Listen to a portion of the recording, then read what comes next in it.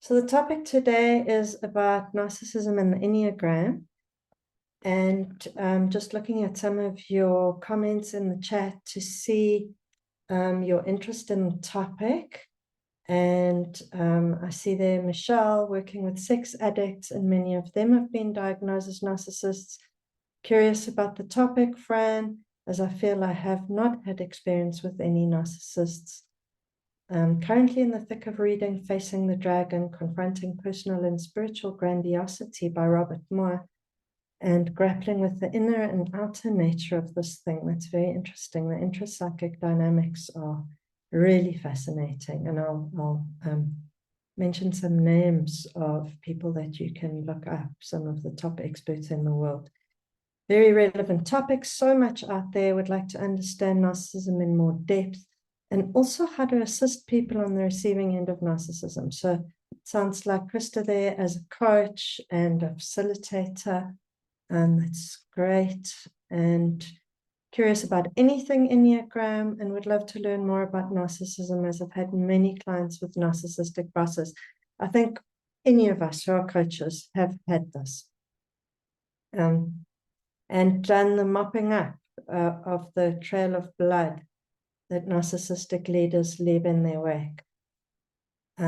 Audrey, working with a leader who's abusive to others in her team, poor interpersonal skills, and not keen on feedback. Yeah, that's a very big narc trait.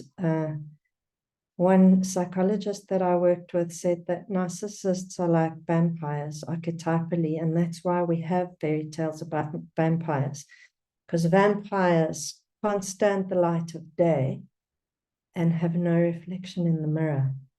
And I found that such a powerful metaphor. Also, don't wound a narcissist. If you're going to go for a narcissist, you have to metaphorically have the silver bullet or the stake in the heart, which usually means no contact. So that's also one of the features of that metaphor, and I find it a helpful thing to bear in mind.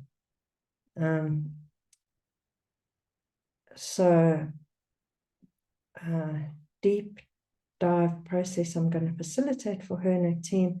Yes, it's dangerous to facilitate processes with a team where there's a narcissistic boss.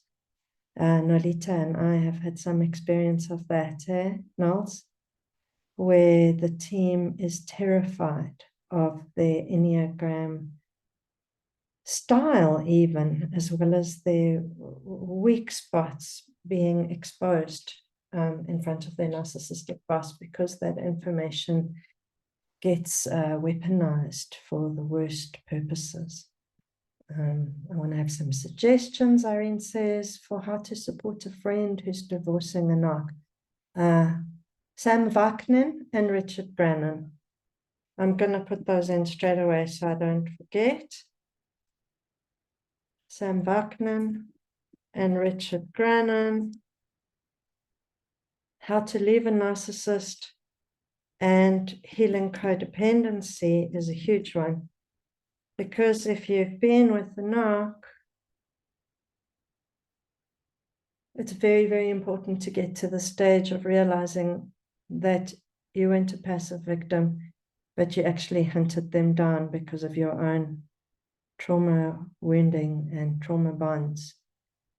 And that is one of the biggest thresholds that one can cross in narc recovery, is recognizing the compulsion to find a narcissist. Okay, what else? Sorry, I'm just going back.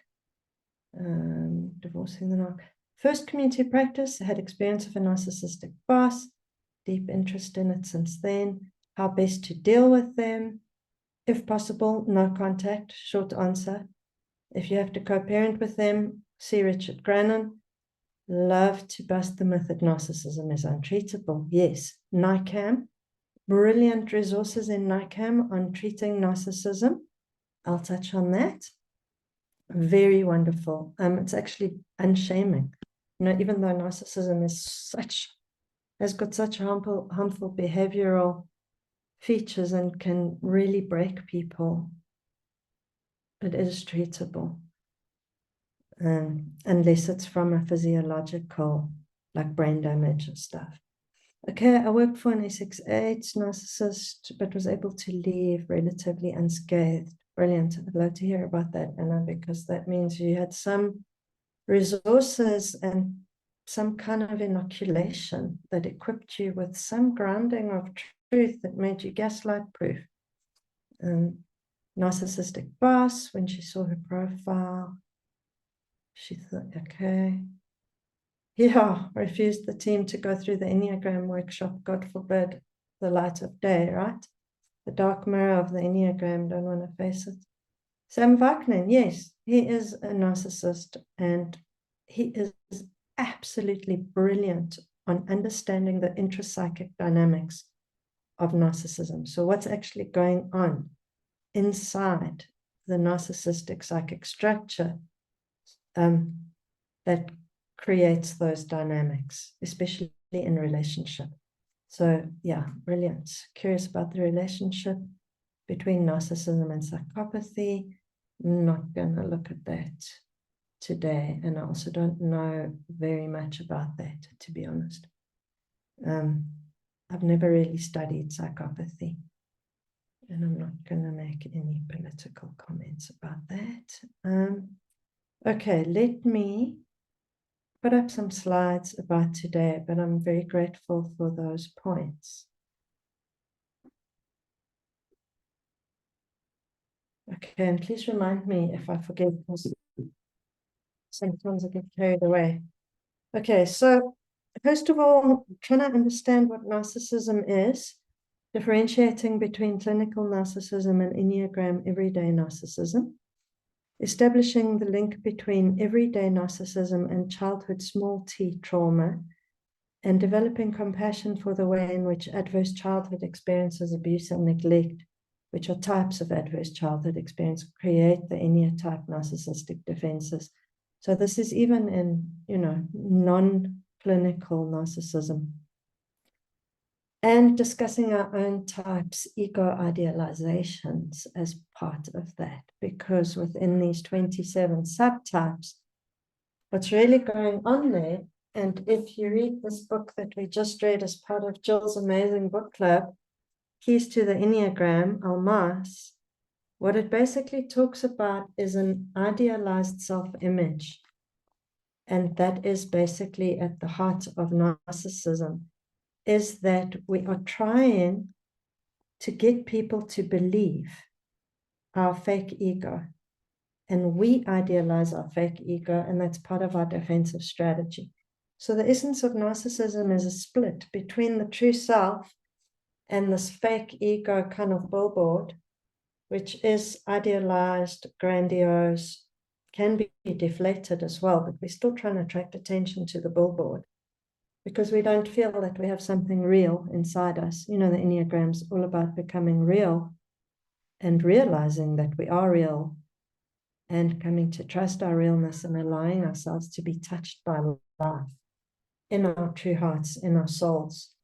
And with the development of sensitivity and empathy comes the inevitable other side of that, which is the experience of pain. And healing from narcissism involves the development of empathy and connection. So that's really the essence of it from Enneagram perspective, is this work with the type ego idealizations. What do we try and get people to believe about us? How do we try and train people to see us?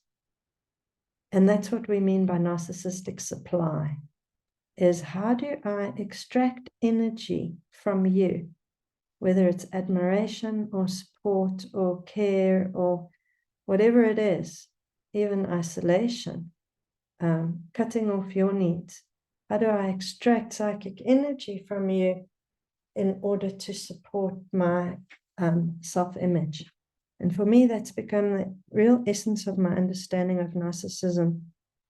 It's an energetic experience of how is someone gratifying their ego at my expense. And we can feel it. We can feel when somebody's a kind of energy vampire. They're coming and drawing our psychic and spiritual energy to feel better about themselves. And it sounds really evil. And I think that's why we have these archetypes of people like vampires. But we can understand from an Enneagram perspective that their heart wound is so deep and so unconscious that they're actually desperate. They're actually so desperate for validation that they need external references to feed their defensive strategy, which is the ego. So it's like, how do I use your energy to make myself feel better? And that's why we are sickened by it at an instinctual level in our body. That's why our hearts contract, because we can feel that somebody is using us for the purposes of their self-gratification. They're trying to make us admire them. They're one-upping us. They're contemptuously putting us down so that they can get a one-up position, or whatever they're doing, bullying us so that they can feel powerful, whatever it is. We know it's happening. The problem is our childhood trauma makes us less sensitive to that energetic dynamic because our instincts are wounded in childhood. And what happens when we experience narcissistic abuse in childhood, because we can't escape, and because we are absolutely 100% dependent on that narcissist as a caregiver, we need to see that person as good, and we need to love them. And attachment wins over authenticity. Attachment wins over our instinctual, like, I actually should get out of here as a child, you know. And if you've ever listened to Gabor Mate on trauma about attachment versus authenticity, I mean, it's most visible in the image center of the Enneagram, the 2, 3, and 4, is what do we need to do in order to feel loved by a dangerous caregiver at the most extreme.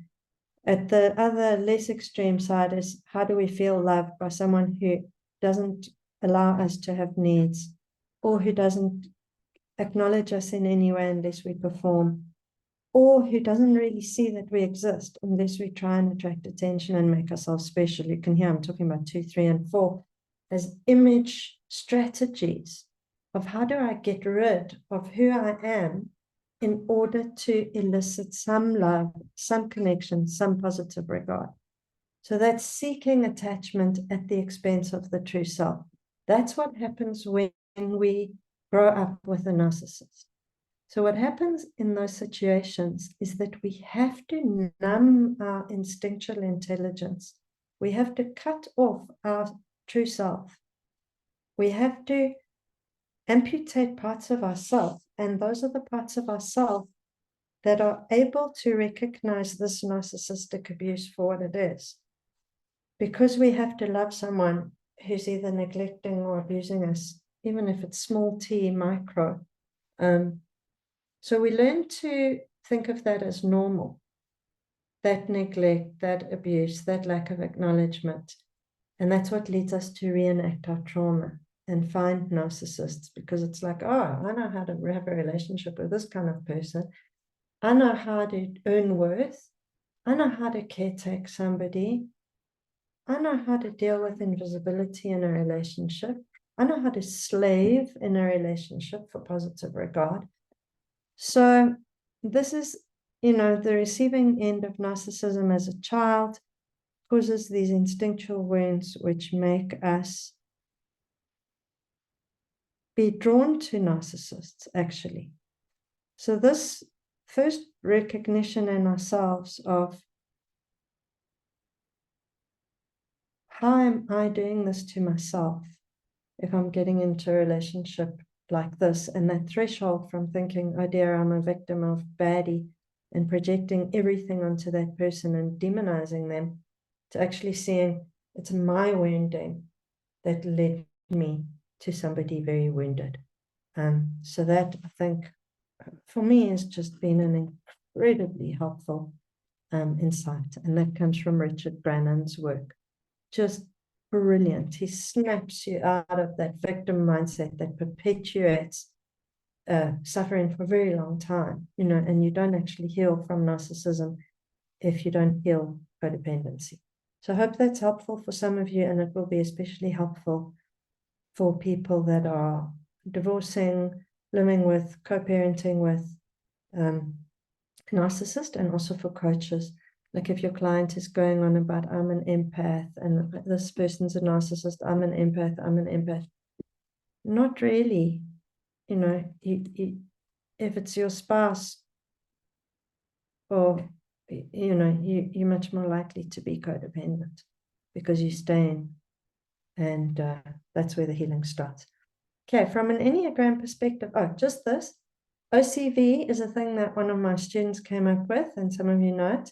Arch cringe vomit. So when we see the diagnostic criteria and we face these horrible terms that we've got in our names, we renamed ourselves. It's like arch cringe vomit. It comes with the Enneagram, especially people like Naran and now David giving us these awful things that he came up with in the chat. So yeah, facing our own self-deception, grandiosity, fakeness, it really is painful. Hopefully we can do it in an unshaming way and recognize, like, yeah, this comes from somewhere, you know, where did I get this need to manufacture grandiosity? How's grandiosity been a fake cure for feeling utterly lost in the world? And I'm talking about specifically SX7 here as my type. Sorry for the other SX7s. I don't want to like do this to the other types. It's not very unshaming. Yeah. So I haven't read this book yet. I haven't really had time. I intended to. It looks really, really good. It's very scholarly. It's very, very impressive. So if this is a particular topic of interest to you, I would highly recommend you get this book. I was just glancing through it and reading a bit of it, and I was super impressed with what I saw. So, you know, if you've got more of an academic bent or like a professional psychology background, I think this is a fantastic book. So, yeah, just really looking at that thing of the 27 subtypes of narcissism, that we all are narcissist in some ways. We're all somewhere on the spectrum. From an Enneagram perspective, we have an inner split between the true self, which sometimes we're not aware of at all. We're completely dissociated from feeling and sensitivity, and we just think we're that billboard. We identified with our narcissistic persona. So, you know, that's the angle he's coming from. He draws on the best, you know, psychological theory, etc. So just make a note. Sterling Mosley, I would have loved to have had him here today. I didn't manage to get that organized with him. And he is a psychologist. He's a really good teacher. So I just put a quote from the book here as well around empathy and the stages of morality. And what's going on here is just this wonderful link between the Enneagram levels of development and theorists like Carol Gilligan, looking at how, as we move from conventional ways of constructing our identity in a way that is referenced against other people's approval and other people's kind of evaluation of our worth, whether that's projected ideas or real, we move to a post-conventional stage of development. Those of you who know Cook Greuter's work or worked with Euphoria or other ego development models, like as we mature in these models, we come to a place where we aren't looking for validation and self-esteem externally. If you've read The Sacred Enneagram, which is also just one of the best Enneagram books I've read, look at all these sticky notes. I think I underlined the entire book. And I taught this book, I don't know how many times, like 4 times. Whether you have opinions about Chris Hurwitz or not, I don't really care. It's one of the best Enneagram books I've read. And he speaks about the search for esteem and security. And particularly when we're talking about self-identity, we're talking about a need for self-esteem. And if we're doing it through our Enneagram type, we are doing that feeding thing. It's like, do you love me? Will you love me? Please, please love me. How do I make you love me? What do I do to earn connection? How do I manipulate you in some way to get love? If we're honest with ourselves, that's what we're doing with our Enneagram type. You know, as a 7, what am I trying to get you to do? I'm trying to get you to think I'm amazing and believe my idealized self-image that I'm a wise Enneagram teacher, when behind the scenes I'm a fucking idiot, just like everyone else, you know. And how do we get to a place of self-honesty where we can be with this stuff, but with self-compassion, you know, is I've got good reasons from childhood for trying to be clever, because that was the only way I could be safe with a dangerous narcissistic father. As if I impressed him, he would give me some positive acknowledgement, there would be some level of attunement, and I would manage to sort of stay out of the carpet bombing that happened. But, you know, you realize with narcissists, eventually there's nothing you can do to prevent yourself from being mauled. So the self-compassion comes from realizing what deficit was I trying to cope with in my early holding environment that made this kind of narcissistic manipulation and need for approval from other people so necessary. To just really have compassion for that, you know.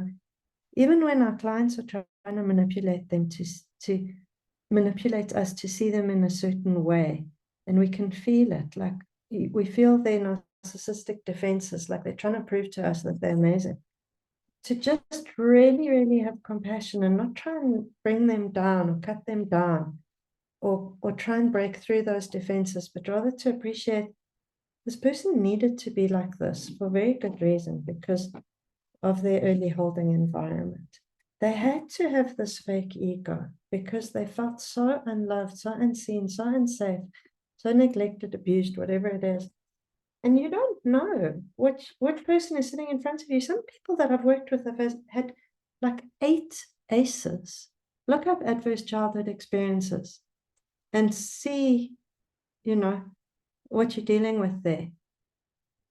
You know, there's like people have been through very, very extreme trauma, and as coaches, when we work with an executive and they're so brilliant and amazing, and they, you know, we forget what they might have been through, and you know, that's really, really important, the compassion behind this and that non-diagnostic lens. If we trauma informed, then we don't diagnose people, we don't put ourselves in a one-up position of I'm okay, you're not okay, I'm more evolved than you, you know, one day you'll see the light and move up the levels, and look at me, I'm level 1, what am I, satisfied, joyful, nourished, yeah, whatever, you know, look at your tri-type elements in that thing at the bottom there, you know. How often do we really feel that level 1? Most of us are like about level 4 on a good day. So I'll give you these slides. I think what I'll do is I will just make sure that you can see this stuff, the poster, so that you can see the other levels. And please, when you look at it, don't be awful to yourself, you know. Just, you can reflect on what made you need to be like that. How did you need to earn positive regard in your early holding environment? And that's basically your subtype is the recipe. You know, your subtype is the recipe, and particularly the image element in your tri-type is really important. I would highly recommend you take a look at that. Like, figure out Go and have a look at the 2, 3, and 4. What's your strategy for earning worth from a billboard perspective? You know, mine is most certainly the 4. That's where I come from most of the time. Is I'm so special, I'm so different. You know, I'm busy with that all the time. It's so annoying for everybody. And I'm trying to elicit that regard from people all the time by being special or unusual or being unconventional or whatever, making a big deal about it. Anyone who follows me on Facebook will be like, oh God, of course, you know. But that's what we're up to. Sorry, this isn't high res. I'll replace it before I share the slides. But if you look at level 4, 5, and 6, that's really like, what am I trying to prove? Like if you look at 6, I'm investing, I'm loyal, I'm safeguarding, I'm dutiful. Are you able to just increase at the bottom of your slide there where it says 79%, just to make it fill the screen a little bigger? Okay, let me just get out of this thing. But just at the bottom of the way you're showing there, yeah, just go bigger. Yeah, so we can just get a bit of a closer look on, like, look at level 4. Level 4 is kind of what Russ Hudson says is a good day. What am I doing to the poor Enneagram 9s as usual? Level 4, I'm striving as a 1. I'm pointing out what's bad so you can think I'm good. You know, it's like the same old thing every time in our subtype strategy. It's like, believe this about me, believe this about me, believe this, believe this. And that's what we're busy with, you know. But David, everyone's enjoying me, you know. Exactly. It's like, that's what we're trying to get people to believe, right? So look at those level 4 imbalance words. If you drop down the levels, what am I trying to get people to believe when I'm going there, you know? And how am I going to extract energy from people to get them to either look after me or tell me I'm amazing, or, you know, whatever the game is. As Russ Hudson says, we get busted in our game, or we bust ourselves in our game. When we discover the Enneagram, we're like, ew. If you read Naranjo character neurosis, that's like really horrific. So just, you know, like if you can get a tattoo somewhere, self-compassion, if you decide to read Naranjo, because we have to try and cultivate a non-diagnostic, non-pathologizing lens. So let's look at some of the features of clinical narcissism, and I'm going to leave it up to you to make the link to your Enneagram subtype. I'm not going to do that for you because some of these things are not a one-to-one relationship. So one of the features of narcissism, as I've been speaking about so far all along, excessive reference to others for self-definition and self-esteem regulation. So if I'm feeling low self-esteem, I'm going to be grasping in my special subtype way for how am I going to earn some extra self-esteem. I'm either going to have an exaggerated self-appraisal, which is, I'm going to have an exaggerated self-appraisal, which is either inflated or deflated. So if I'm a 1, I might think I'm such a bad person, and the next day I might think, you know, actually I'm amazing and I'm setting a wonderful example for everyone. And that applies to every type. You go around the Enneagram, you can go around the 27 subtypes and say, what does inflated and deflated look like? And we're all doing it. You know, if you think about spiritual ego that happens for all of us, you know, how awesome am I? Oh my God, I'm a total nothing, whatever it is. Fluctuating between the vice of our type, which is, you know, the suffering of the deflated, collapsed sense of self, and then our compensation. And all our compensations are pride-based. You know, like, I'm so fun, I'm so smart, I'm so loyal, I'm so harmonious and peaceful, I'm so not egotistical as a 9. You know, 9s sometimes think they're the least narcissistic, which is nonsense, you know. The narcissism is, I'm not narcissistic at all. No, I'm the least narcissistic. I'm the winner of the non-narcissistic competition. I've got a 9 action star, by the way.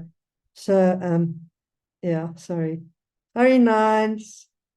Yeah. So our mask is the pride-based compensation. So identity, the Enneagram is all about identity, right? It's all about it. How do I think about myself? How do I define myself? What billboard am I selling? How am I trying to convince people of who I am? How am I trying to get them to treat me? That's what our Enneagram type is all about. It's a mask. And it's a mask that comes from our wounding. So just really understanding that and seeing,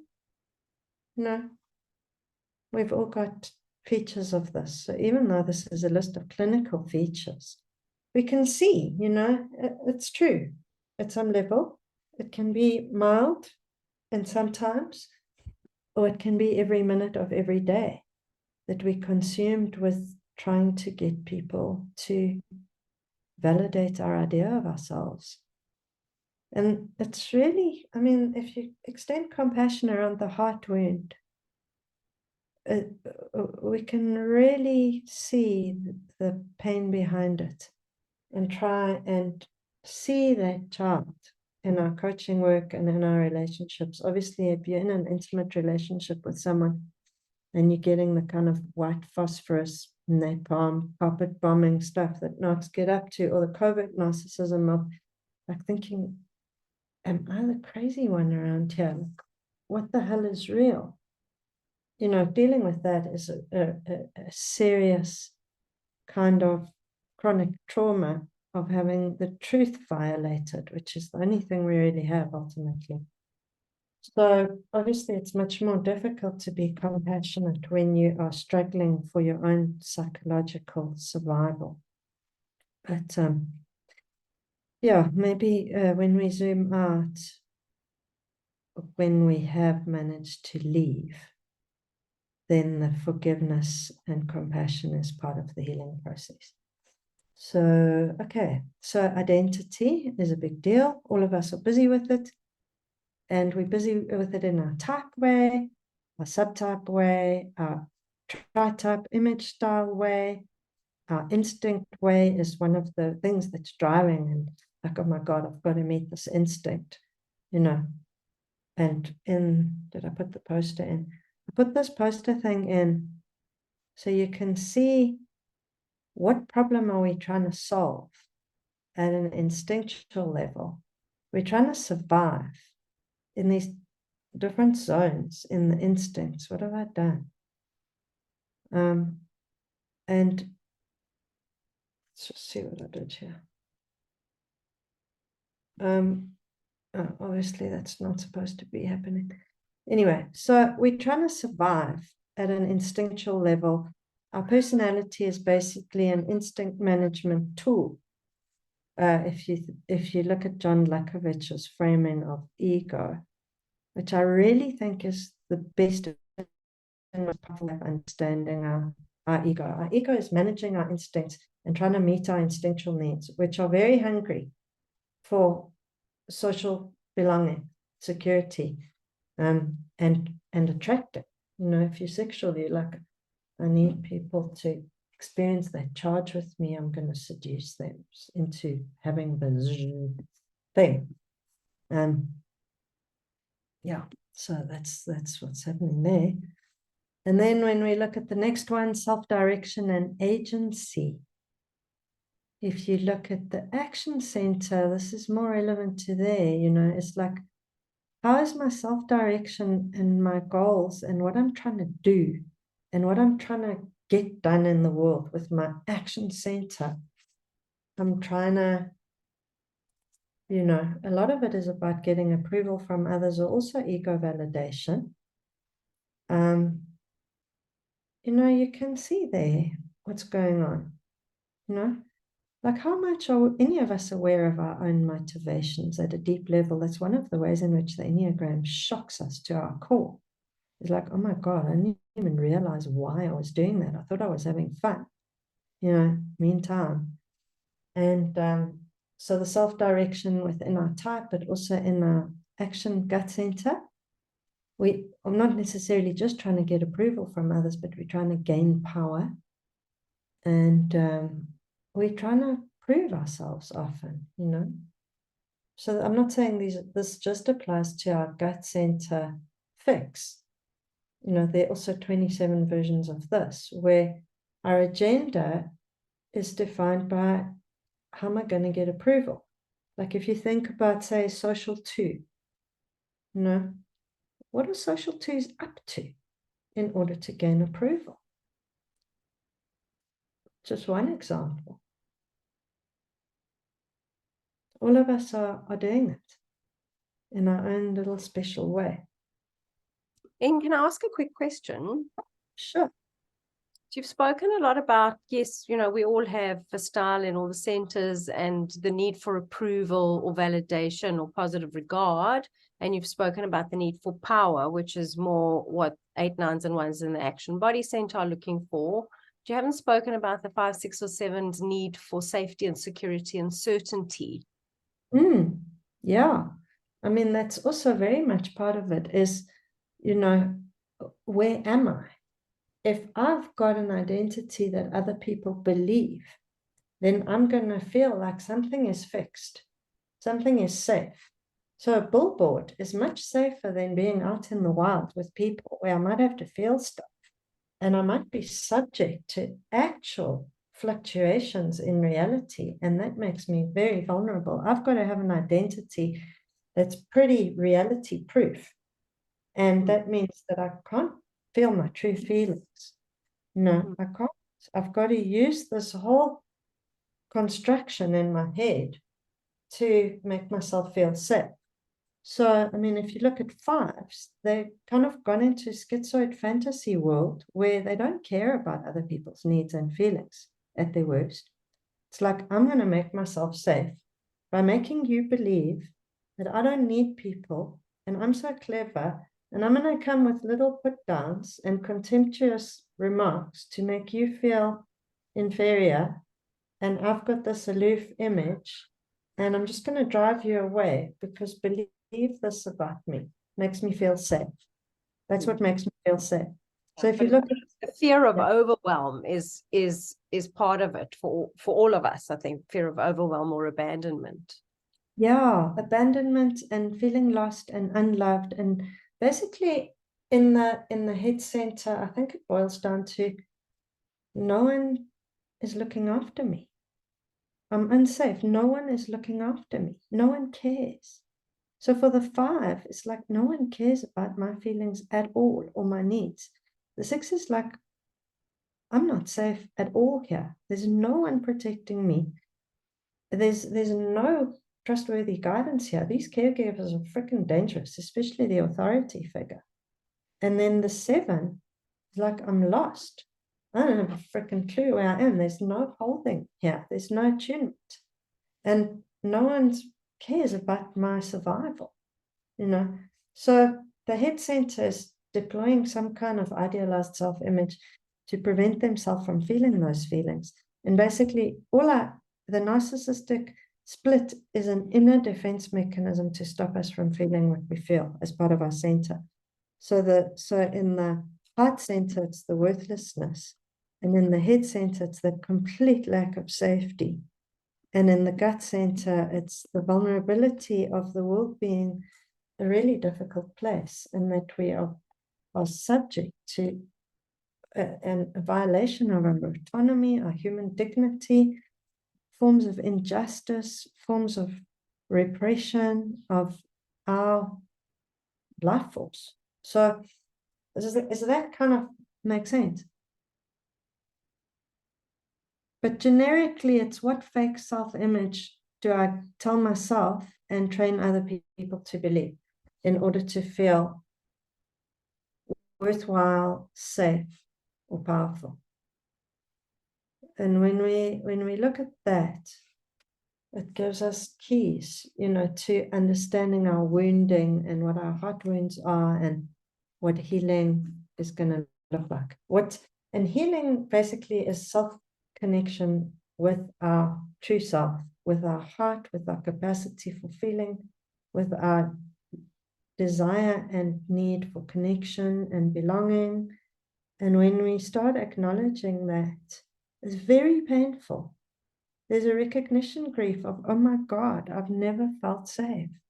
I've never really felt loved. I've never really felt accepted.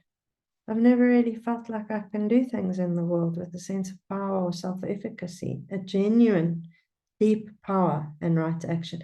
We start seeing the ways in which we've been compensating for these wounds. And then part of healing is touching into them. You know, Sandra Matry is always talking about you can't heal without touching into the primary trauma. And there's a grief that goes with it. So part of healing narcissism is like dismantling the billboard, taking off the mask, and recognizing that inner pain, worthlessness, emptiness, and the strategy that we've cooked up unconsciously to cope with it, and our addictions, you know, our ways of self-numbing, self-soothing, which disconnect us even more from our true self. So let me stop, Renata.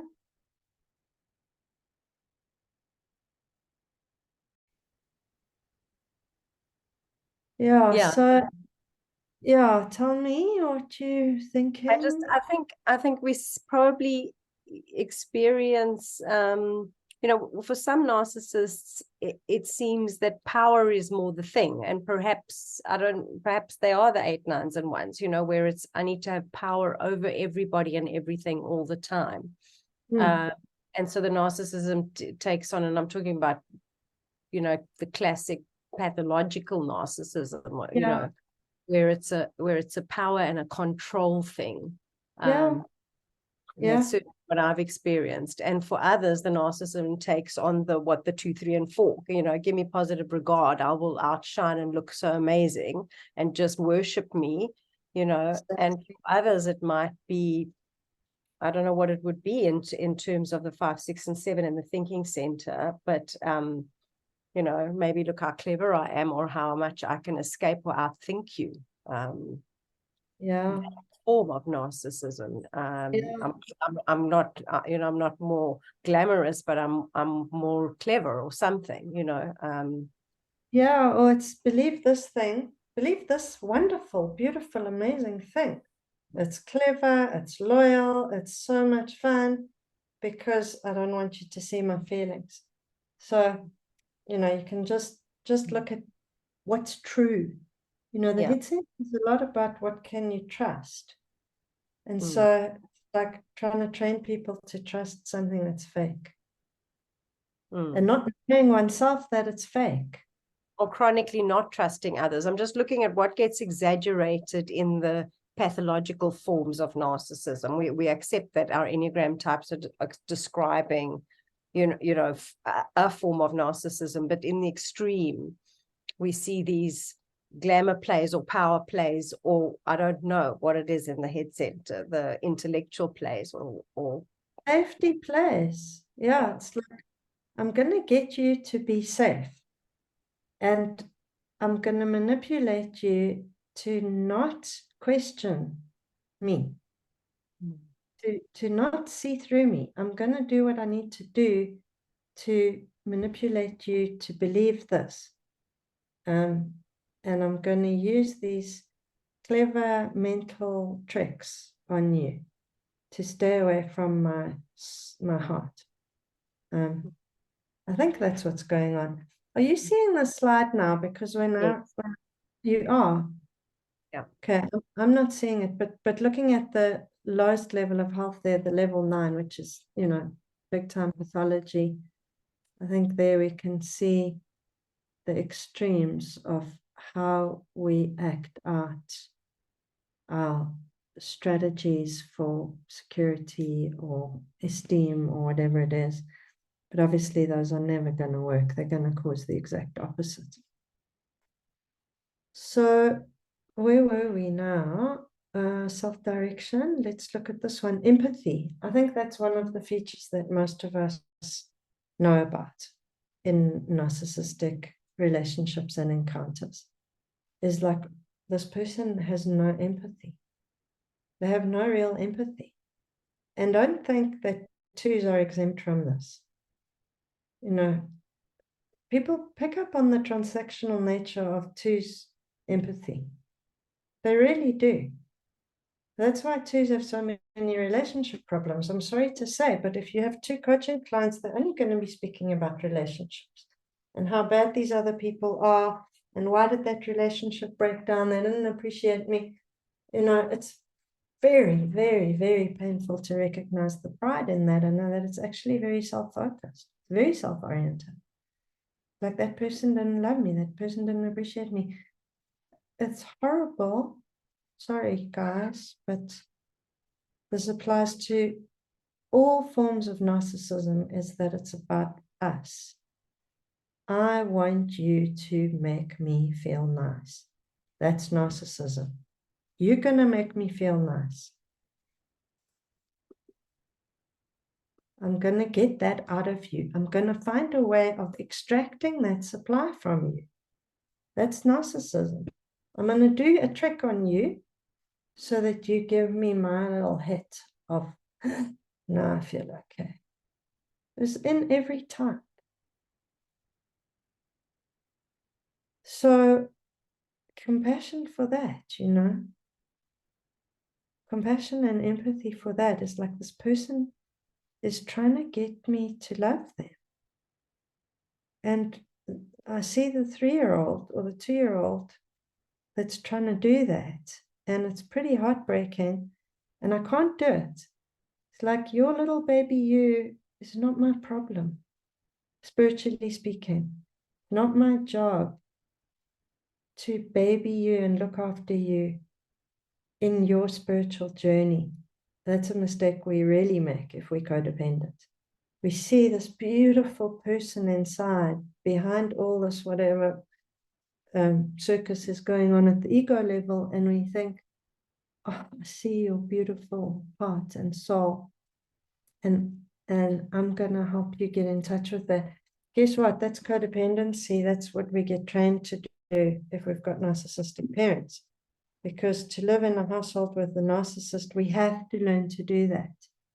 Because we're living with someone dangerous. We're living with someone toxic who's actually breaking us down. And we don't know because we're only 3 years old. But we have to, because of the attachment, because we can't escape, we have to see the best in that person. And we have to try and maintain attachment and connection. So, yeah. In France, put a really interesting perspective in the chat. She said, from a head center perspective, do you think narcissism might show up as extreme self-preservation, i.e. not power over others, but ultimate independence from them? Nobody's trustworthy, becomes their form of everybody else is worthless. Very, very, very, very insightful, I think. Can you Yeah, just read that again? So it's in the chat. From a head center perspective, do you think narcissism might show up as extreme self-preservation, i.e. not power over others, but ultimate independence from them, and brackets, nobody is trustworthy, becomes their form of everybody else is worthless? Yeah, I think that's brilliant. Fran, why don't you say more about that? Because I think that's like a lightning bolt into my head, because it's like that thing of believe the billboard because I don't trust you. So stay away. I believe this. And I'm going to maintain safety by not really interacting with you at a real level. I don't know if I'm getting it, but won't you say more about it? Yes, no, there's I mean, where this comes from is a personal experience, and so I'm a 6, so quite a lot of motivation by safety, and maybe it's a self-preservation reflex or self-protection reflex, but in moments where I feel threatened, I sometimes draw away from absolutely everyone. And maybe that could, I was thinking about how you're defining narcissism as like you have a sense of exceptionalism. And and maybe that's a form of it. Like, okay, I just, when it comes down to really threatening moments, I just get tunnel vision. Or when I've experienced a relational hurt, I'll be like, okay, well, I don't need you at all. You know, I'm just protecting myself. But then I was curious about it, because that could be a defense. What it's sort of lacking is I'm stopping the manipulation, and maybe, yeah, I'm just curious about whether narcissism is inherently defined by how am I manipulating others. Here it's like, okay, could it actually get to the point where I'm going to stop manipulating others, but I'm going to play, you know, kind of dead in a way, you know, where it becomes more, so maybe it's more of a trauma response even. I'm just, yeah, all these different thoughts in my mind. So yeah, there we go. Brilliant, you know, but I think I don't need you at all has a whole lot of manipulative things that go with it. Like for 6, I know the way they speak about it, the loyal skeptic, is I'm pretending to be loyal.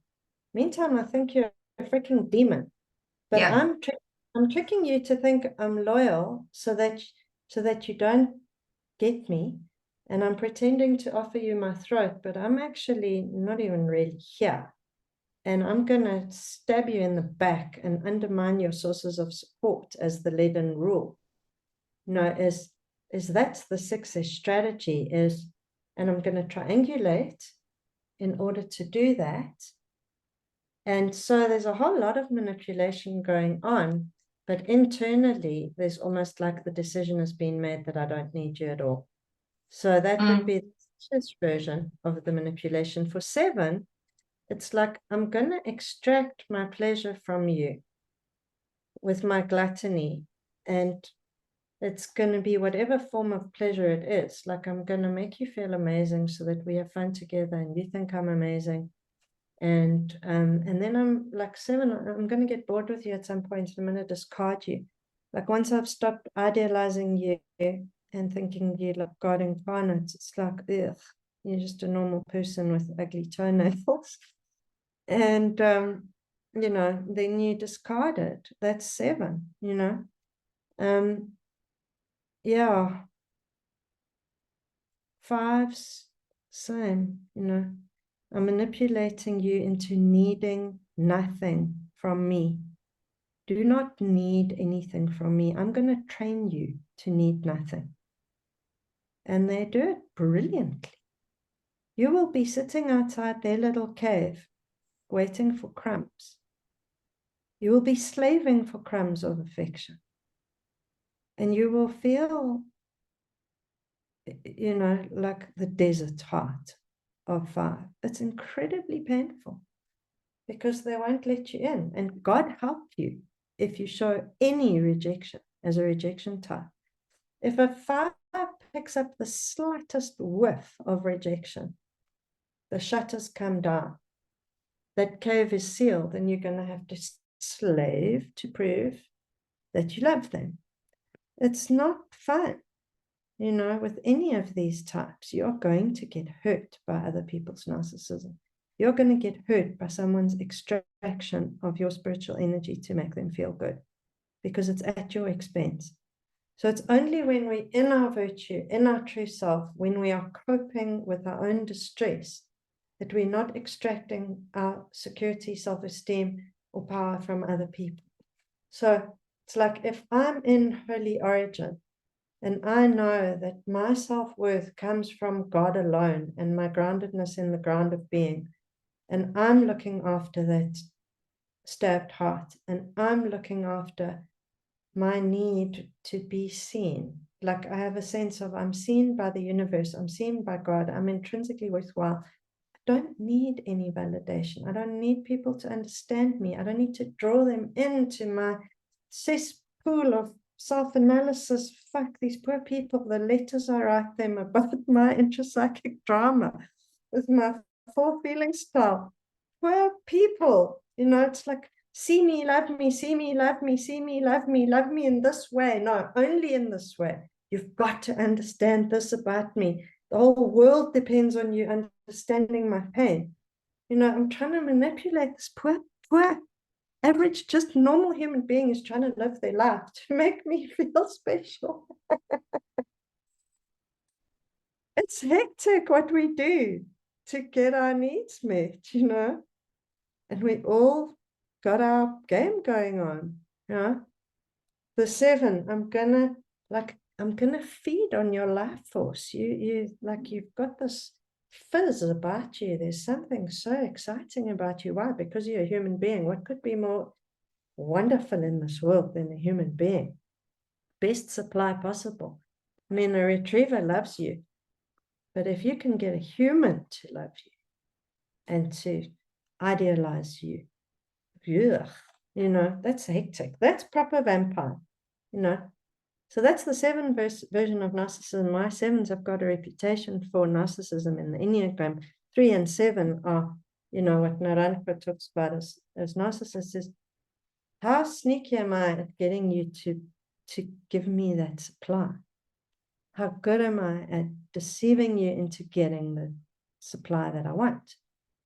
So 7s do it in this kind of idealize me, I'm so amazing, and you know, sucking your very spiritual life force to get it.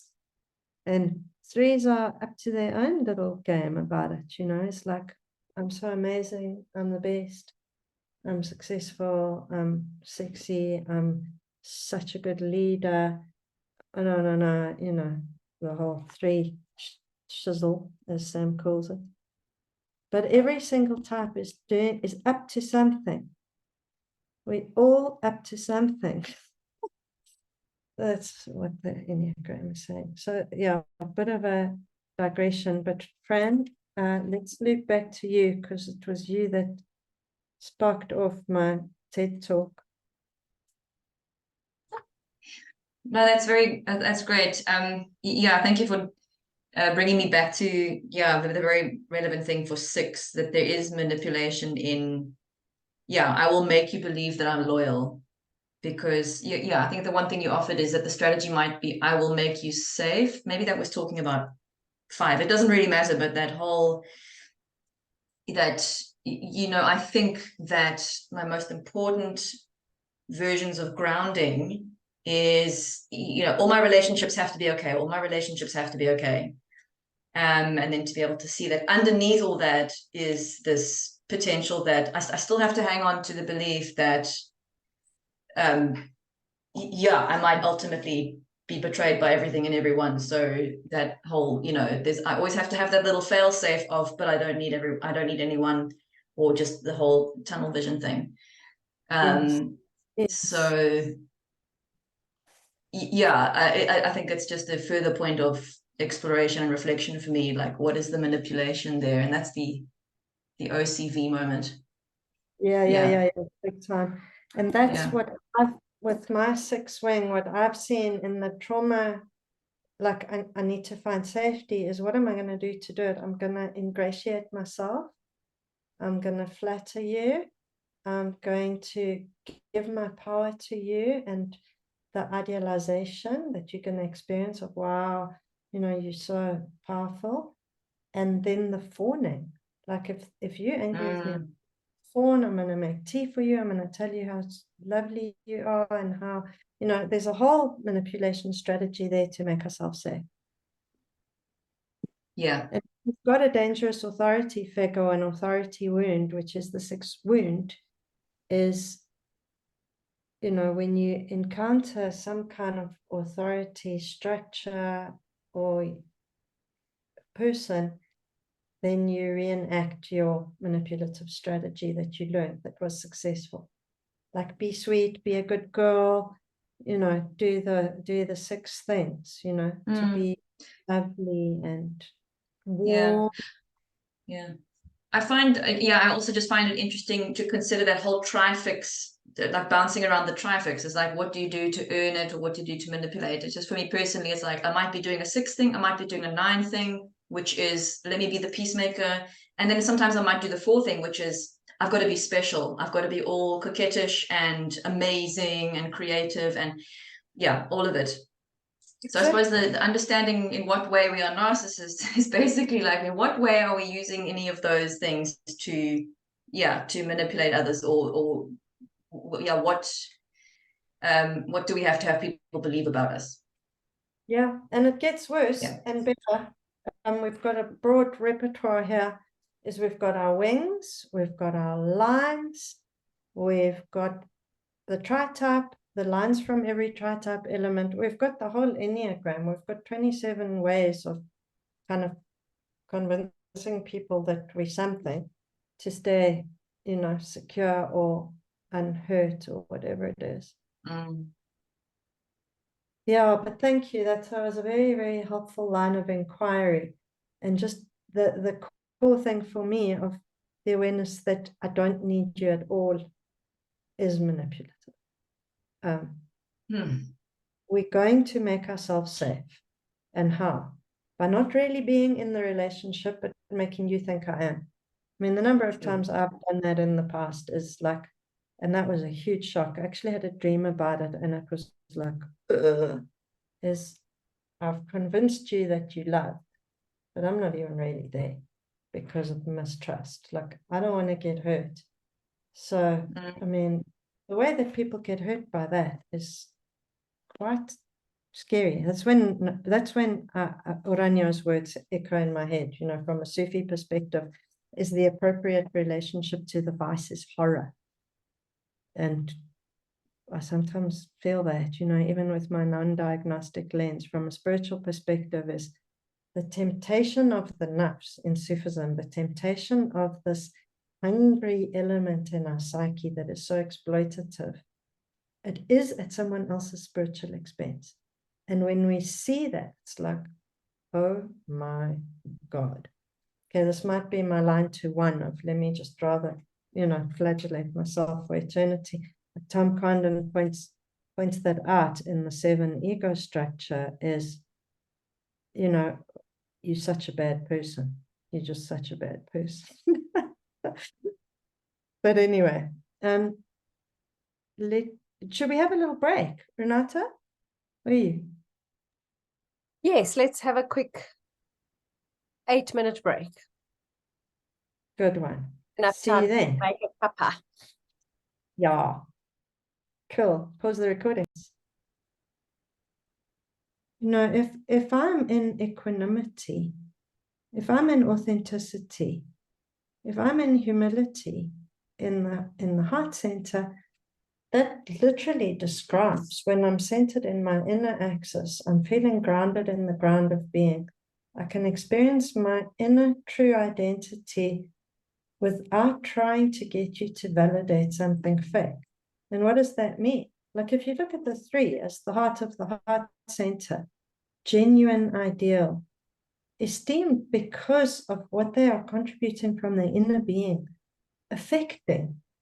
It's not I'm trying to get you to see me as something. I'm actually affecting you by being tender-hearted, by being, I mean, the sincerity of 3s in that state. There's a purity of heart that you feel when 3s are in their relaxed authenticity. They're not trying to train you. They're not trying to elicit positive regard from you. They're tender and emotionally available and kind. And they're valuing their own experience. There's tenderness, there's modesty, there's charitability. We feel it, we recognize it, and we know what it feels like to be in our virtue. If I'm in the high end of 7 for 5 minutes once every 10 years, and I'm experiencing that ease of being, then I don't need you to be something else. I don't need you to be fun. I don't need you to come on my little trip with me. I don't need you to believe anything about me. I can just be here and be quiet and be in flow and be grateful for anything, and also non-attached to you being different. You know, I don't expect you to make me feel okay.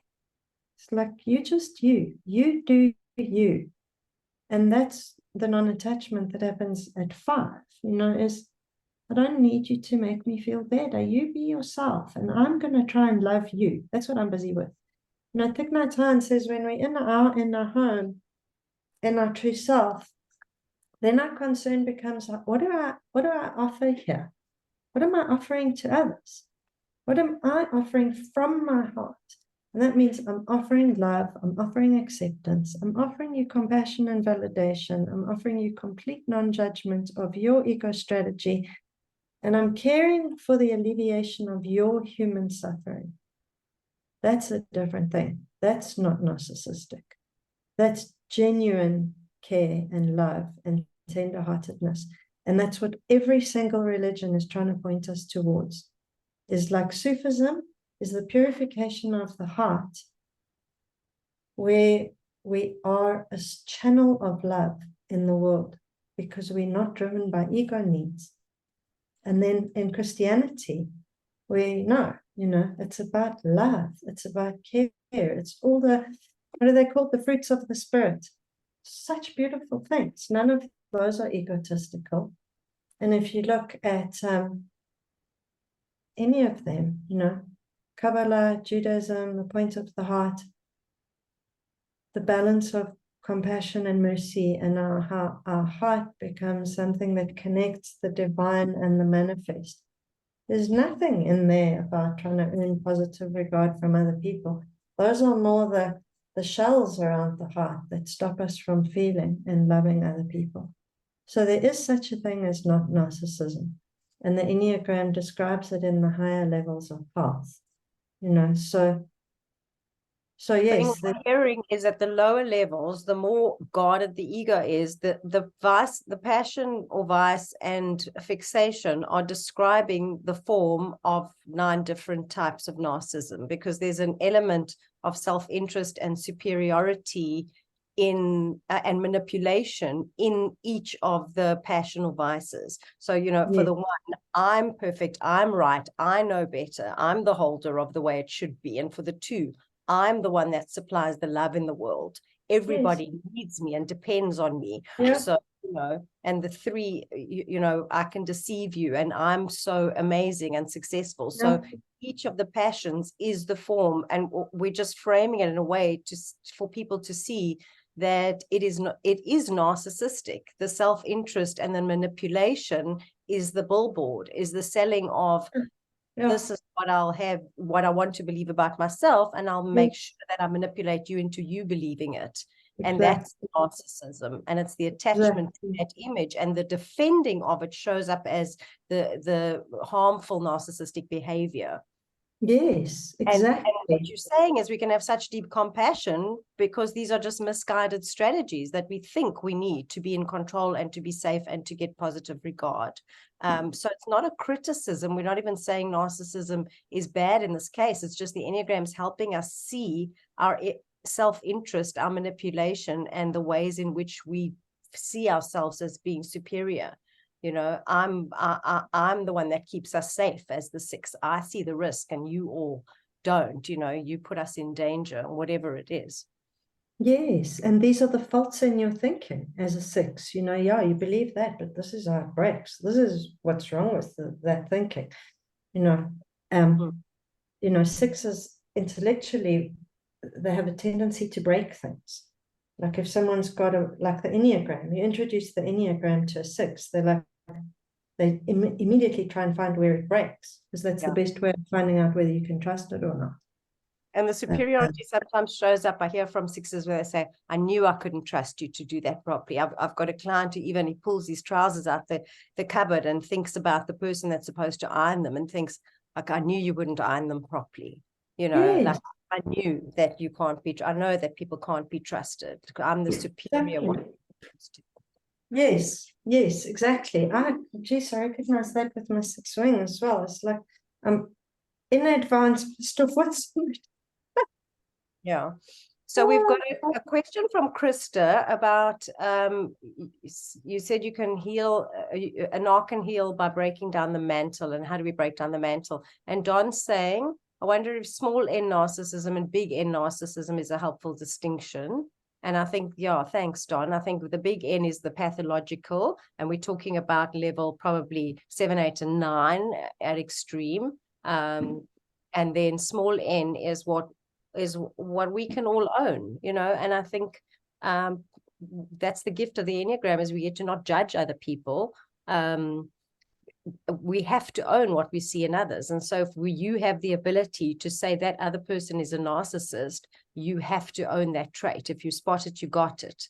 And so this helps us own our own form of narcissism, because we all have it in a way. Yeah. So Krista's question on how do you help them break down the mantle? Do you want to weigh in on that? I also have a view. Yeah.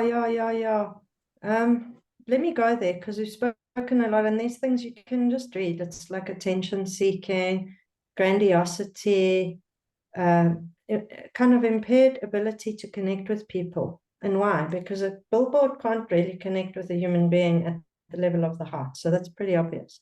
So all these narc strategies, the lack of empathy, the lack of intimacy, connection, etc. You can go and read about those. These are from the DSM, whatever the latest frickin' version of that thing is. And just in your head, make the connection. What's the small n version of this, and how is that described in Enneagram terms? Let's jump to something about healing narcissism. Yeah. What else I do here? The link between trauma and narcissism. I don't have the thing I wanted there. So this is my way of working with it, and it comes from NICAM, National Institute for Clinical and Behavioral Medicine, and from neuroaffective relational model, the trauma stuff that I work with in my coaching. And it's really about healing shame, healing authentic self-worth, healing the capacity for connection, and helping someone to learn to feel as a human. So not being the collapsed, wounded child that then has an adaptive strategy that's grandiose or fake, but gets into responsive adult, which is, I am going to be hurt in relationship. And I have the adult capacity to tolerate that distress without trying to manipulate somebody to feel better. Like if I'm in equanimity and someone hurts me, then I can say, I'm really, really hurt. And not everyone's perfect. And I'm not perfect. And I'm sure I've got a role in this little dynamic here. And I can't demonize and project everything onto them. And to be, there's sobriety around, let's see the bigger picture here. Let's not be in extremes. Stay in the balance point of that virtue.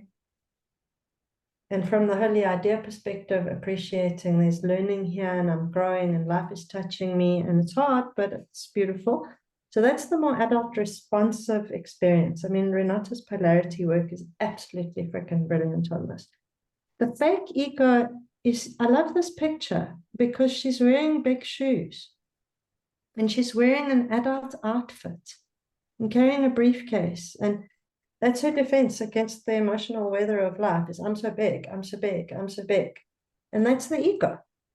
The ego is, I'm so big. And what is it doing? It's protecting us from the wounded child. It's an overcompensation for the childhood wound.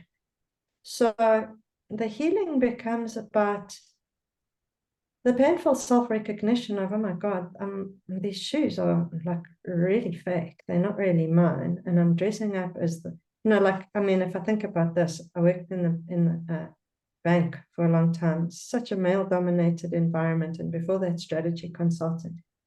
And I had this like very masculine identified persona, like cowboys is all about profitability and people must grow up. And I completely internalized the hard-ass masculine image of the place. And it's easy for 7 because I've got this idealized self-image of I'm such a freaking executive, whatever. And no heart. And only realizing in retrospect how much of it was big shoes because I felt so insecure. And we're all doing this kind of stuff, is what are the big shoes? What is your outfit? What is your briefcase that you want everyone to think you are something?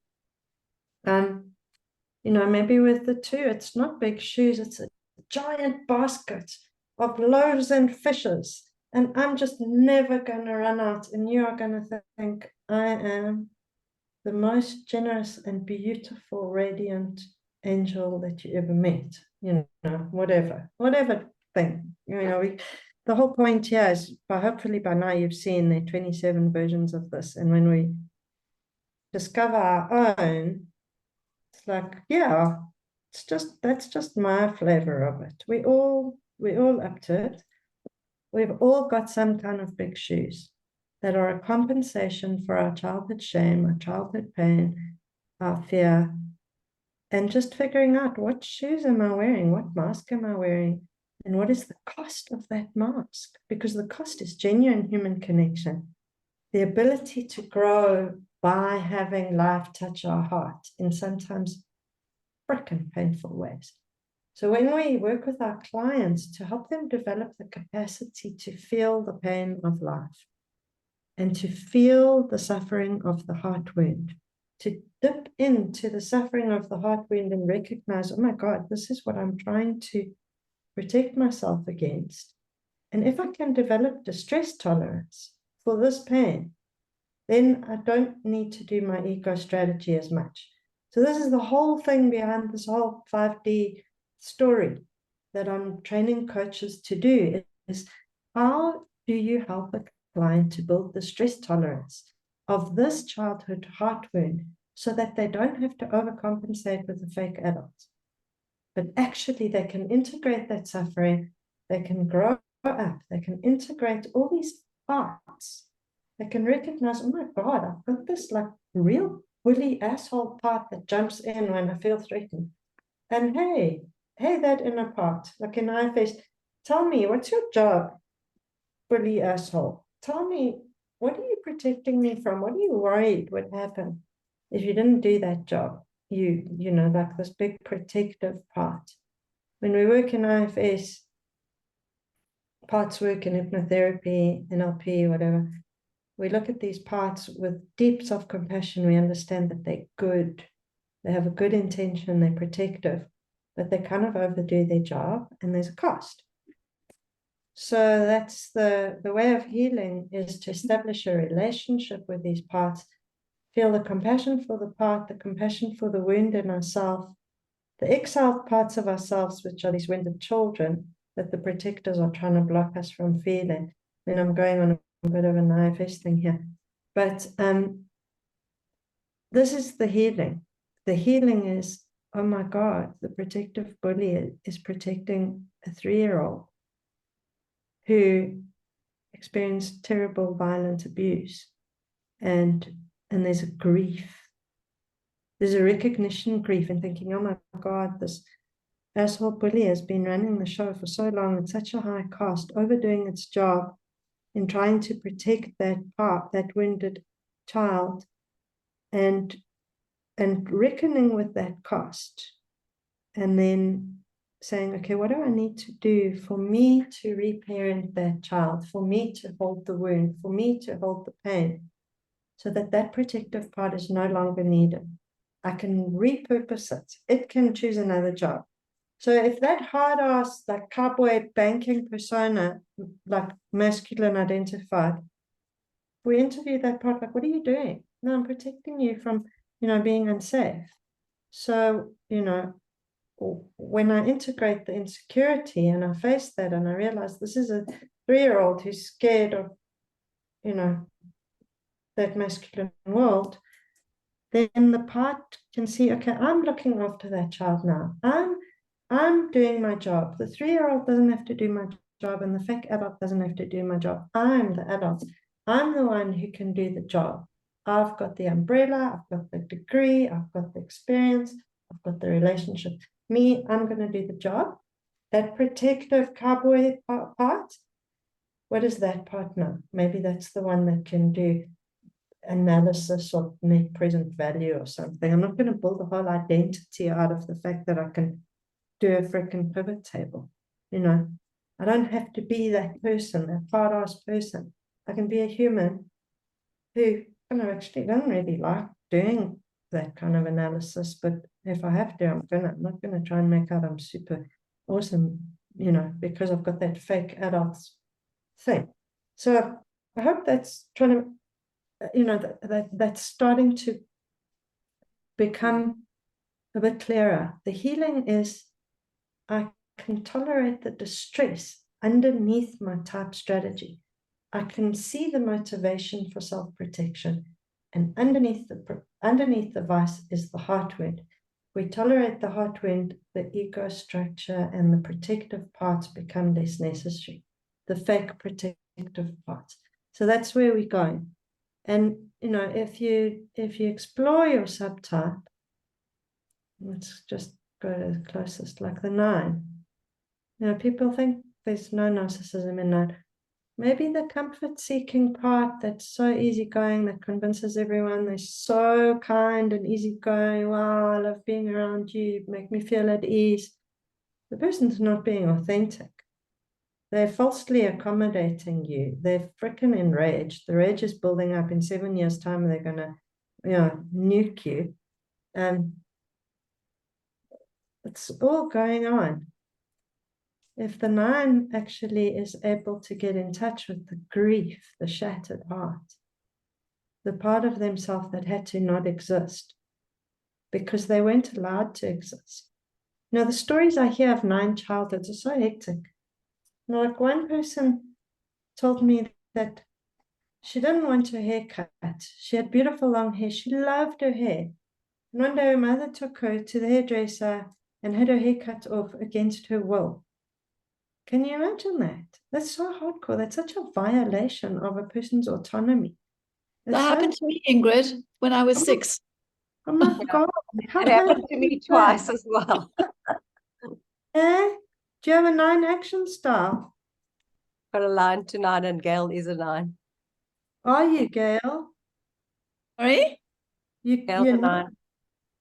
Yeah. It's so hectic, I mean, there you see, and you imagine that one instance that one remembers, like that time that happened. You know that parent did that every day from when you were 0 until you were left home, because that was baked into their strategy to control. So when we think about trauma, we remember these discrete events, but when we start understanding small t trauma, we're talking about chronic relational trauma. It's ongoing, it's continuous, and we can't get away. So obviously we need some kind of coping strategy of, God, I've got to just block out my will, because there's no place for my will. I'm just going to get hurt if I have will. Like Enneagram 2, I'm just going to get hurt if I have needs. So let me just stop having needs. I'm just going to prove that I don't have needs and I'm just lovely. I'm just so caring. So that's what we do, So where's, then you start having compassion. Yeah, I think the other thing that's really important in this work is, if we talk about being aware of the heart wound, that the Enneagram describes the form of our heart suffering, which is the passion is from the Latin passio, which means to suffer. And so the biggest service for ourselves and our clients is to be able to identify in their narrative and educate them on how to notice the form, the myriad forms that the passion takes in our all day, every day. It's just got us by the short and curlies, and to start to increasingly notice that, because that's the form of how we protect ourselves with that. And so the more you can simply notice it and hold it with deep compassion, that's really the core work, is to tap into the body, notice that, and really start to identify how that passion is showing up all the time. And the more you see it, the more you see it. And for me, going deeper, because the passion, our superego loves it. The inner critic loves to say, there's the gluttony. You're doing gluttony again. But we need to get even behind that, is where's the frustration with a lack of attunement or love or whatever in childhood, lack of safety, behind the object relations. Like the object relations caused the heart wound. Like if I feel that starving heart, the desperation of the starving heart, and if I gently, in the most titrated possible way, facilitate a process whereby a client can find self-compassion for their own heart wound, And not in a way that I'm going to try and get through their defenses so that they can cry. I mean, that's just also, it's like some people think if their client cries, they're doing good work. That's, if you do the NAM work, Brad Kammer speaks about that little delusion. It's also a power trip. No, we're not trying to cause catharsis in our clients at all. We're resourcing the client to be able to hold their own suffering of the heart wound. So that's the ethos of being trauma-informed, is it's not catharsis, it's not breaking someone down, it's not saying, look at this bad thing about yourself that you keep on doing. It's, can you hold your human suffering and distress? And that distress came from ongoing chronic traumatization at whatever end of the spectrum, from in utero until you left home and your ego is still perpetuating. So that's the deep, deep compassion. So that's, I mean, I put in this 5D thing. That's the basis of this trauma-informed Enneagram coaching training, is the paradigm shift to validation. Like, you've got this thing for a damn good reason. Now, how do we resource you to hold the developmental trauma behind your developmental pathway, to hold the trauma behind your way of processing information in your reality strategy? Or type as a reality processing and information processing strategy. How do I process feeling? Yeah, that stuff. And yeah, just a bit of a plug for this course, but it's getting full, especially the American time. So if you are interested in it, then you must get hold of me soon.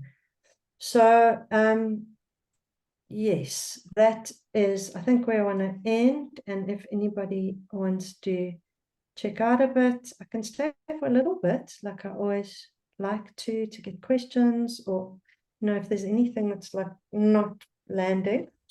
Do you want to make me host, Renata, if you need to jump off? I'll make you host anyway, but I can stay today. I'm not in a hurry. Cool. So who's got something that's like the thing that's pushing on your chest to be said or asked? Ingrid, I've got a question. I don't know. So I'm hearing a lot about childhood wounding, protecting ourselves, trying to be something that's inauthentic so that we can survive, and working with that as coaches. So the challenge for me is, where do we draw the line between therapy and coaching? Because if we're unpacking a bunch of stuff, even if it's just little t trauma in the past, where do we draw the line? Because obviously Enneagram is based in your life experiences up to this point in time. They mold who you are. But it's always a concern of mine as a coach that I'm not trained as a therapist. So what would your advice on that be? So that for me is where NAM is so brilliant, and being trauma-informed as a coach is so essential, is we're not doing catharsis. And I don't agree with cathartic models in therapy and re-narrating the trauma at all, not even a tiny bit. I don't really want to do, Bessel van der Kolk calls it an archaeological depth, where we ask the person what trauma they experienced. For me, it's about resourcing. So when you're sitting in that meeting, and when you can't speak because you feel intimidated by your boss, let's just go to that moment. Let's see, what does it feel like in your heart? What does it feel like in your shoulders? Looking at the submodalities of that experience. If you know NLP, like suddenly the person feels big and I feel small, and then I sit like this, and then my mouth won't work, and then I start worrying I'm going to lose my job. So you look at all the features of the activation of the strategy, and then say, okay, let's look at that. So when did you know to deploy that strategy? When did you know that it was time to become 3 years old and be quiet? Because that is a very good idea that you did that. That was a very good protective strategy, not to offer your throat. Okay, let's talk about a time when you haven't felt that. Let's talk about a time when you felt strong and independent and confident, even if it was only for 3 minutes, when you're, organizing your daughter's birthday party. It doesn't matter, it doesn't matter. What we're looking for is the somatic state and the experience of, I was in alignment, I didn't regress to child, I didn't amplify the authority figure and trying to find safety with them and fawn and do the thing. I didn't do my thing. I actually stayed in myself, and I felt that self-determined strength of, this is what I'm going to do. And someone challenged me, and I didn't react. I didn't go into a spin. I actually just met them. I met the challenge. And to work with them around, what does it feel like to be strong? And I often will work with someone, I'll say, let's stand up. Let's feel what that feels like. Let's get into that feeling. What does it feel like in your legs? And we get into the state, and then we might relive the movie. Like if you were in the state on Tuesday when that happened, like if you were really grounded in the state, then how might you have experienced that guy being in a bad mood? Like, oh yeah, maybe he just like was pissed off because something else happened, and he's just a normal sized human, and he's not my father when I was 3, and he's not gonna attack me. He's just a dude, and he's been an asshole, whatever, he's not a demon, but he's not someone I'd like to hang out with. It's like a more realistic adult appraisal of the situation. And that's the way I work. It's not regression. It's not talking about the trauma. It's not going into the childhood. It's how is the childhood trauma in your body. So Bessel van der Kolk speaks about body is the wounded child. And I found that like mind-blowingly brilliant. Is that if I'm feeling like a 3-year-old in a meeting with my boss, it's fully in my body. This is where somatic psychology comes into the methodology. And that's why I'm not doing therapy, but I'm freaking doing healing. That's for damn sure. Because pretty soon the person's able to access that power in the work situation and transfer the capabilities and the strength and the virtue and the grounded confidence. And they are healing their trauma because they start learning ways of, okay, I'm panicking because that person raised their eyebrow at me. Okay, let me breathe. Calm my system, self-regulate, get some perspective, look at what's happened to my thinking. Maybe my thinking's gone crazy and I'm having a flashback. That's not what's going on right now. That flashback is not what's happening now. And bring my mind to the present moment with mindfulness. They're strategies that we can use to work with the submodalities. So for me, it's healing, but it's not psychotherapy in the conventional sense. So I don't know if that helps. That's very helpful. Thank you so much, Ingrid. And what's coming up for me almost is transactional analysis with the adult, parent, and child. And in a way, you're sitting in the child space and behaving like a child in terms of how you're responding to a given situation. So Yes. very constructive of, this is where I am for everything that's brought me here, and how do I now cope with moving forward from this space? So yeah, thank you. That was very helpful. Exactly. And that might be my 7, is I don't want people to feel bad. I don't want to take people into dysregulation. Well, also, I'm not a psychotherapist. I'm a coach who's trauma-informed. And sometimes people want to tell their story and they need to. Like if someone was sexually abused, the whole form of abuse is you better not tell anyone, because if you tell anyone, you're going to die and I'm going to kill your whole family or whatever. So the person's telling their story is so huge, but that's not me. I'm not here to help you tell your story, because that's another form of therapy. And maybe, go for EMDR or go for BWRT, whatever modalities, and somatic modalities, all kinds of things. So I think knowing one's limitations is crucial. But you can still really, really help someone with trauma symptoms in the present moment.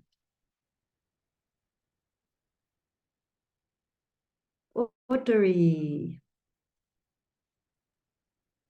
Yeah, great. So what I've got from this session today is for us to access our own narcissism and therefore engage with clients from a place of empathy, because I could see myself with a social 3 leader who is really abusive of her team, slipping into a drama triangle. And I noticed the anger in my own self at her for victimizing people in that way.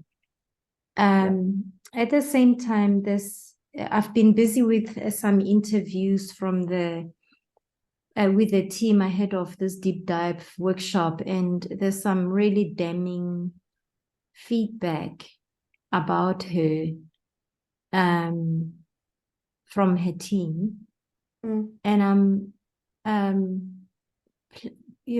chewing on, in addition to what you said earlier, that was so useful, the piece around compassion and actually me mobilizing my own empathy towards her. At the same time, how to broach the subject before even sharing the feedback. It's kind of like, it's hard-hitting feedback. I imagine with no preparation, I can easily see how her defenses might harden. Yes. And maybe even backlash. Yes. Oh God, if she suspects this one may have said that, and so the whole thing can just backfire. Exactly. That's the thing. So how does one enter? Yeah, you've got to be really careful, because if you do give feedback and expose the team in any way, they are going to get victimized. There will be a backlash. That's what narcissists do. Those people will get hurt. So you've got to be very careful what you do with a narcissistic boss and their team. And I've dealt with this a lot of times. Most recently, I did a team effectiveness session with somebody really vicious. I was really shocked. And everyone in her team was looking for other jobs. One had just come out of hospital. One was about to go into hospital, like, psychiatric care, broken. And it was horrific. And I mean, surprise, surprise, they already had picked up all of this before. Why do you think they said she has to have a team session?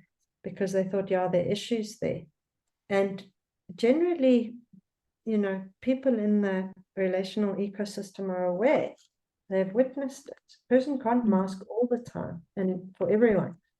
So, I mean, in this particular case, I raised the alarm big time with the leadership development person. I said, you've got a very serious problem here. And I'm telling you this confidentially, every single person wants to leave. People are getting very sick, and not just depression, like really awful things that are caused by stress. And you need to take this seriously. I'm telling you. She was a wise and diplomatic person, and she went to higher up people and said, your worries and our hints are strongly confirmed by an external person, and you might want to speak to her. I mean, it was like a couple of months later that another incident happened. There was someone on the ethics hotline where the person, her boss, came to me and said, can you tell me what's going on here? And I was absolutely unfiltered with the truth. I said, you've got a very serious problem, and I fear for these people. You're going to lose top talent. People are getting sick, and you need to do something urgently. So this person is one of your best technical experts. Great. Put her in a specialist role, preferably as an external consultant. Make sure that she gives specialist input in a safe context where she can't maul people and slash their jugulars and rip out their hearts in meetings. How are you going to, if you want to, get that technical expertise, not lose it, but do some damage control? And so he said, please write a report. And I did, and I submitted it, and they ended up doing that. They put her in a technical role as this kind of internal consultant, and they replaced her as a leader with somebody with some empathy. And I think, I do see it as my ethical responsibility to say something, because there are people getting hurt, properly hurt. And when someone has a narcissistic boss, it impacts their career for like 3 to 5 years afterwards, if they're lucky. Because when your self-esteem is crushed and someone has gone for your weak spots, it takes a very long time to recover if you believe them. And also what happens is when you're broken down by a narcissist, you feel too bad about yourself to get another job. When you meet someone who's been broken, it's like they're questioning themselves, they think they're useless, they're trying their best to please this person, and they need to get out. They need to get out. But then they don't feel good enough about themselves to even write their CV because that person's messaging has gone in. So if we can support people to recover their sense of strength and identity, and then from there to make their way into another space. And if we need to report or whatever, to do it in a very, very careful way, very careful, because those people will be taken out if the narc knows who said what. So that's been my experience in corporates. Is that helpful? Does it ring true? Yeah, that's helpful. I mean, I was planning on giving the feedback anonymously anyway, because safety is everything here. It's a premium. I'm now tempted to water down the feedback, actually. Yes, it's a good idea. Don't wound a narcissist. And also what I've done is I've run mediated sessions. So there was one environment where the person would cry. If she had a meeting with her boss the next day, she wouldn't be able to sleep. She'd get stomach cramps. She'd feel sick. She'd vomit. If she saw the boss's name on her phone, she would be totally dysregulated. She could hardly function because this woman was so freaking vindictive. And then this boss wanted to have a 3-way session. And this woman was in a panic. Said, okay, cool. We're going to have some sessions to prepare you for this 3-way session. And we're going to go through a whole lot of exercises so that you can come into the session. I'm going to tell you how I'm going to facilitate it. I'm going to tell you how I'm going to manage her and our strategy for placating her so that she doesn't take you out. So she says, give me feedback. It's a trap, So what we're going to do is I'm going to do some almost marriage counseling. Appreciative inquiry. I'm going to say, okay, now we're going to start. So my coaching client, I just love it if we can start by expressing, what you appreciate about X making the time to have the session with you.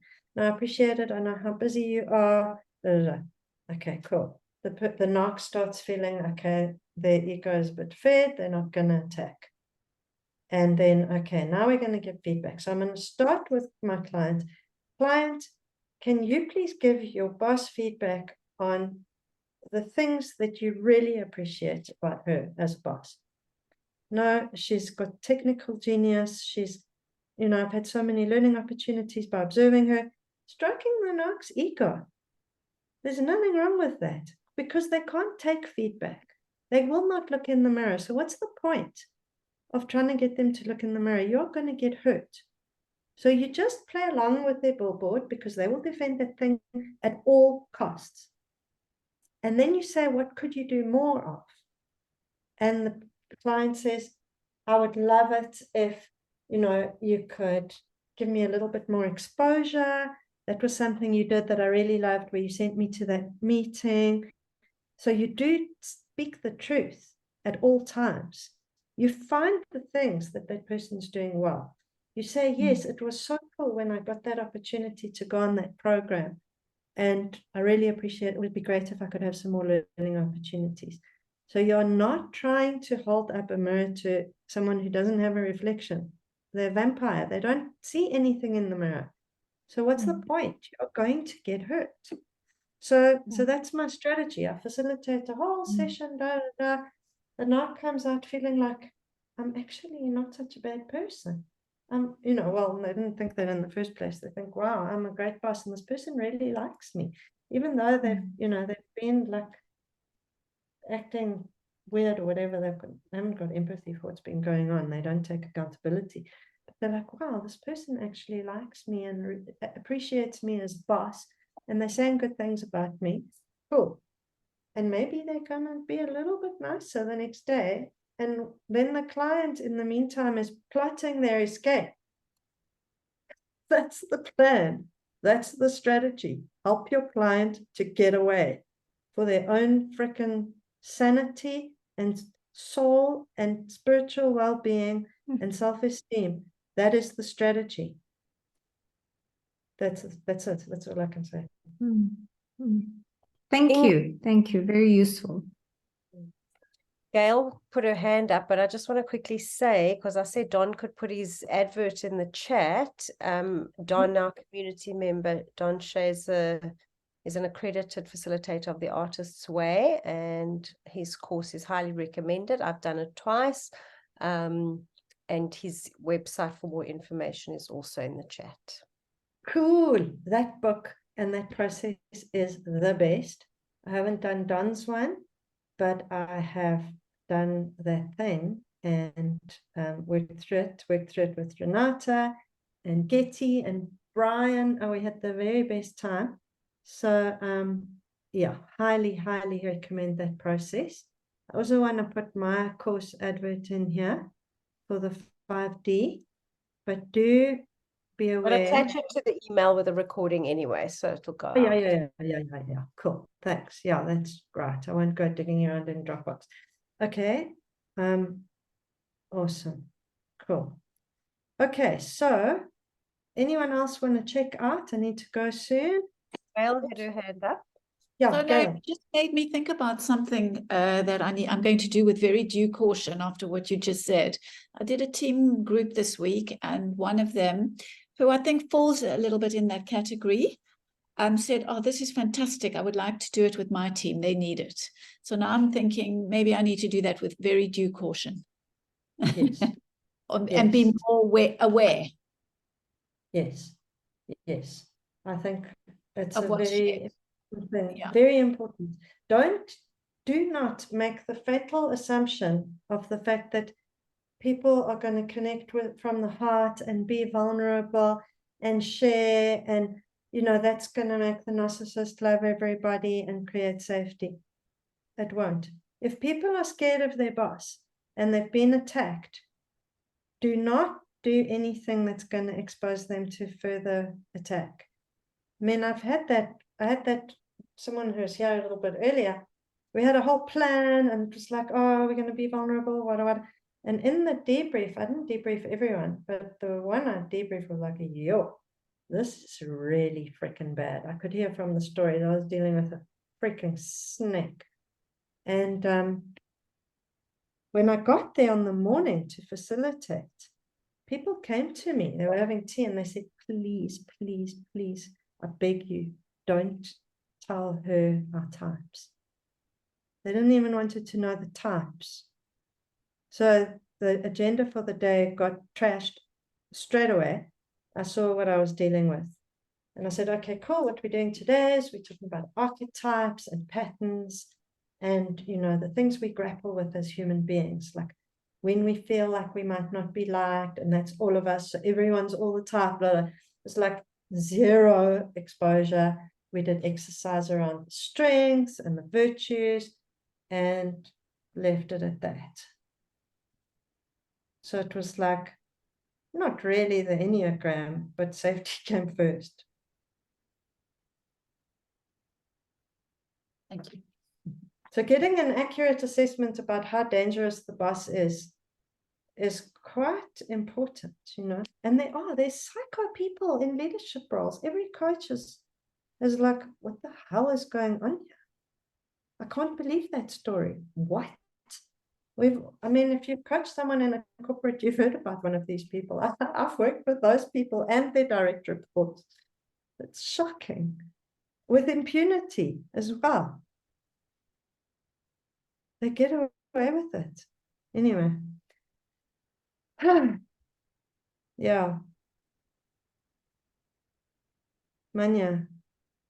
Before Manya goes in, so I see some people are dropping off. I just also want to highlight Jill's put her Enneagram book club advert up for next year. Yay. So you can contact Jill to join the Enneagram book club, which is amazing, once a month on a Saturday afternoon. And the book is Sandra Maitre's Spiritual Dimension of the Enneagram for next year, which is essential reading. And it's the best way to study with Jill's facilitation. Yeah. Do a chapter a month of the book. Absolutely.